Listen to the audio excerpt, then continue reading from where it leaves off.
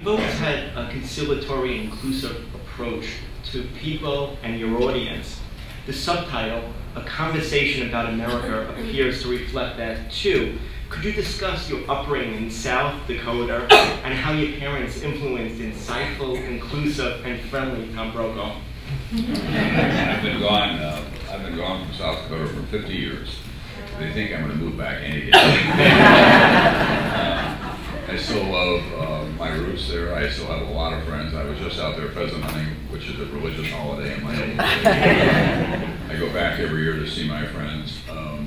And almost everyone I knew was raised in a working class environment. My dad was a hard hat construction foreman, operated heavy equipment. My mother worked in the post office.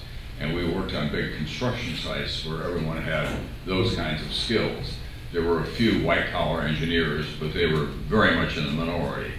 And then I moved to the big town of Yankton, population 10,000.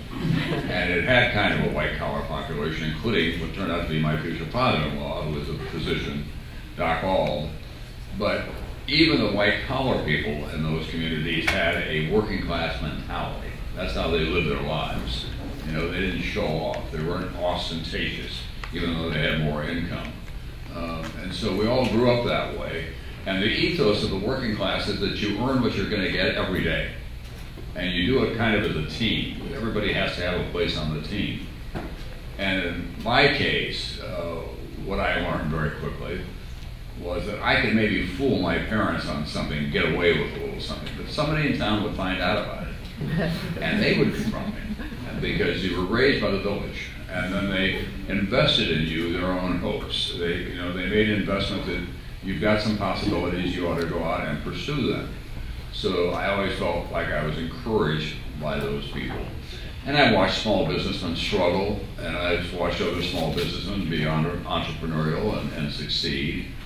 What's interesting to me now is when I go back to the state, I tell an anecdote in here about having some boyhood and friends of mine and childhood friends of Merritt's as well come to Montana to spend some time with us. And then we had a couple from New York, very, very prominent couple, I won't name them, and of considerable wealth, and they were in Montana, they came over for dinner.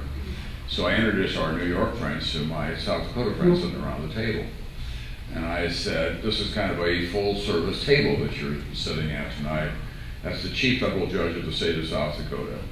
And his wife is the most prominent lawyer in Sioux Falls. Sitting next to them is the former Attorney General of South Dakota. His wife's on the state Supreme Court. Next to her is the most successful football coach in the state at high school level. He's now a professor of astrology at a college. And his wife was the chairman of the Board of Regents of the University of the state of South Dakota, and a lawyer. Man at the end of the table with all the World Series rings was a high school classmate of mine who played with the A's in the 70s and was a really great baseball player. And the other man up there has the most popular restaurant in southeastern South Dakota. I said, we all have one thing in common. We all grew up in homes with one bathroom. And the chief level judge said, I didn't have one indoors until I was 10.